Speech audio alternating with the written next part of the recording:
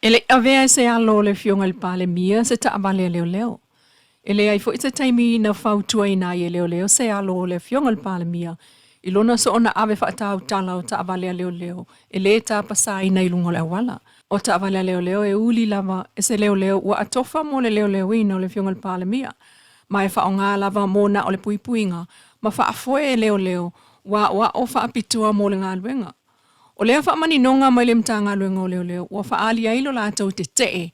I le lo mingo le sulus furo februari lu o lu ono le newspaper. O lea whaamani nonga mtanga luenga o leo leo, wa whaali ailo lātou te te. I le lo mingo le sulus furo februari lu o lu ono le newspaper o le observer. Wa whaamaunia mai le mtanga luenga o leo leo.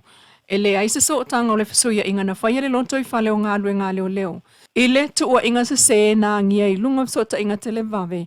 A fua mai whaasala launga e lea isa sila fia iai o le pūlenga o le matanga luenga.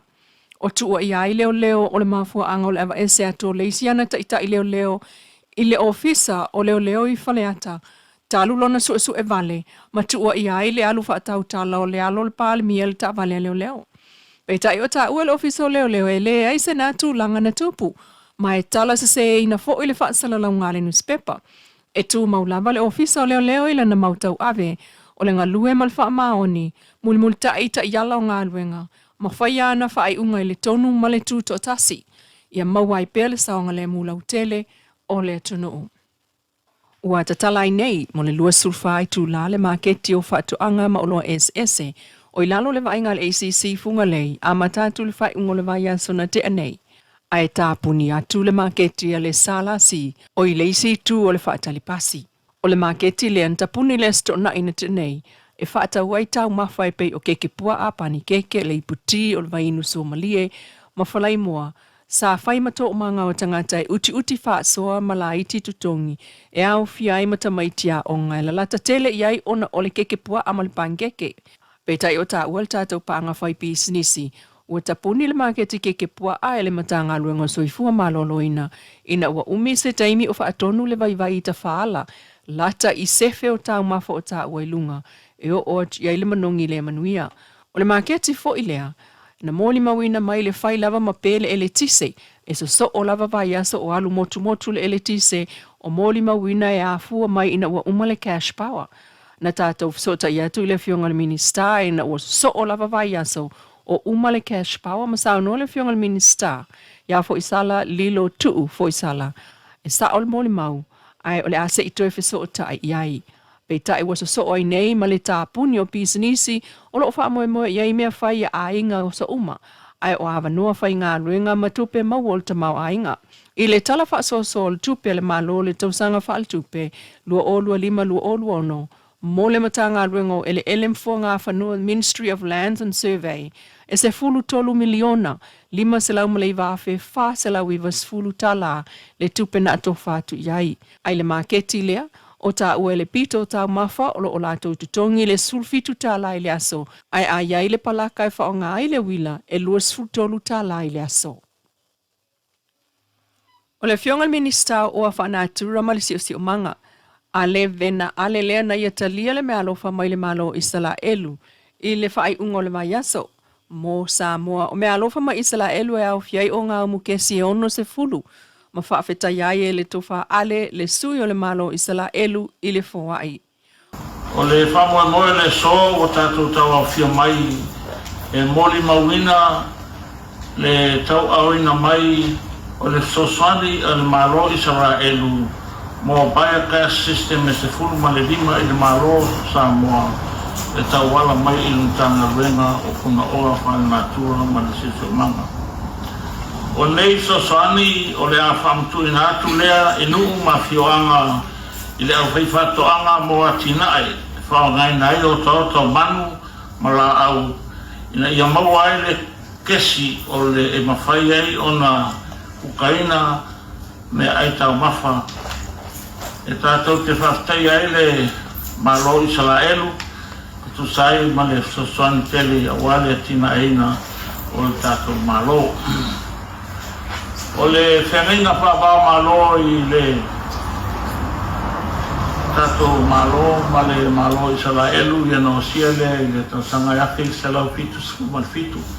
ma o leo le a to nei le lima skul tau sanga talo na tatou whaipaanga ma whainga whaawou ma le malo i Salaelu e moli atoe a ngāna whaafitai o tatou malo i lau fionga i lau mpasa e tu sai ma le nei soso antele.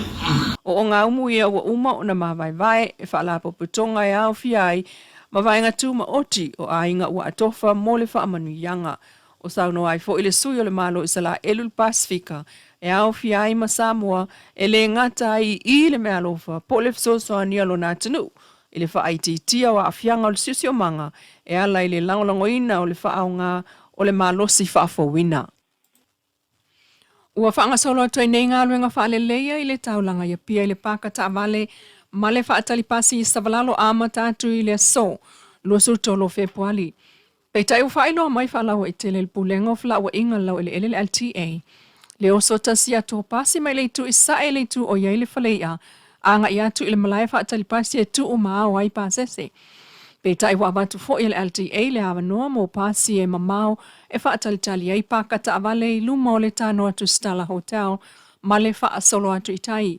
O ngā luenga ia o le pāka taavale i songi maisi ngā luenga whaalele i le taulanga ma maota o le malo. O le whaamoemoe ia o atu i le taimi o le asotele o le malo tuto tasi o Samoa ia iuni mua ua maea ma mautu atoa. Pei ona sauno ai le fionga le pāle mia le vai aso taluai.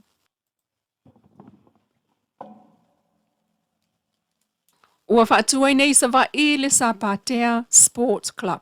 Po le taula inga o tālonga i sa vai i mo tūpulanga talavau ma le lau tele talu mai le whai ungo le vai aso. Na awai atu ia i le fionga le pāle mia masui o le malo le whaamoemoe i sa Leilua. E ono i tū malo i sa vai i wo mai whaatasi ati na e tālonga ma whaalau tele. E mau Vaifanua ia i le lau tele o le lumanai o Samoa. Ai mai se talavau i sa la whai. Ma whaingoa ai lea whale fōu mo tālonga i sa vai o le Sapatea Sports Club. Ma amata mea ni ai tū malo palauli tasi lua tolu, salenga tasi lua, ma sa tupaitea. Wa fua ile ingoa lea fo imaota Sapatea. E tusa o le lua se lau talavou o tai o mātua masuio i tū malo o ta uelunga na awa iatu i le talainalo i o lea whaamoemoe. Mai wai ai fo ile li poto whaapitoa mai le Broncos Club i Australia mo le vaiaso. O lona so o tanga i sa tupaitea. Lea o le aia ta pena i fo i sa polkalame e ono masina mo a onga i tū malo e ono o ta uelunga. Lotonu una whanau ai Silio i le vai Ta aloga o tu maaga Lau i loa i le nei vasa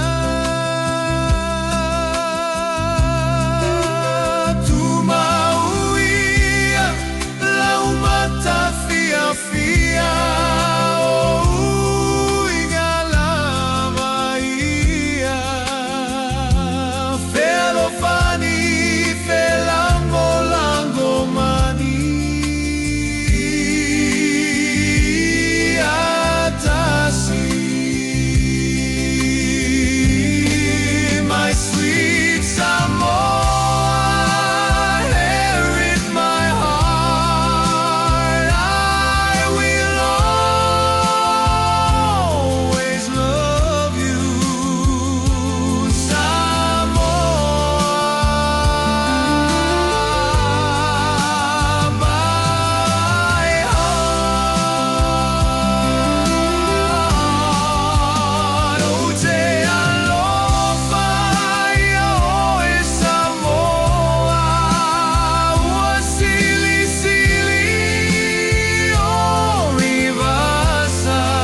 Te tautua le nā lau Samoa Entertainment TV mai Samoa le nei fo iaso e wha moe moe le lofo le tua tātou tui whiro e fo iaso a tae au se wha poponga